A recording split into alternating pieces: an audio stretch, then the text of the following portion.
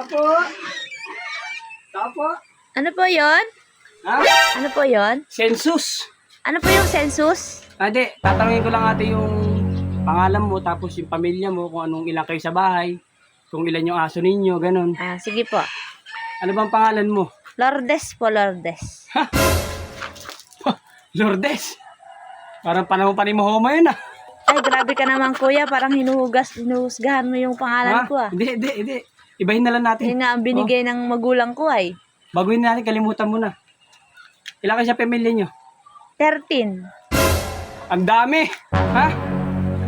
Grabe ka naman. Ang dami nyo. Ano to? Pinoy Big Brother. Manguhusga ka ba o mag-i-interview ka? May trabaho ba si mama mo? Wala. Si papa mo? Wala din. Oh, pamilya kayo ng mga tamad. Ha? Ay, syempre. Ganun talaga. Wala kang trabaho ay. Bigyan mo kami ng trabaho. Wala. Yung kuya mo?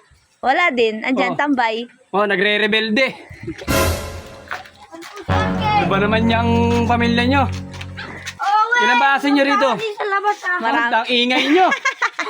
Ha? Ang ingay.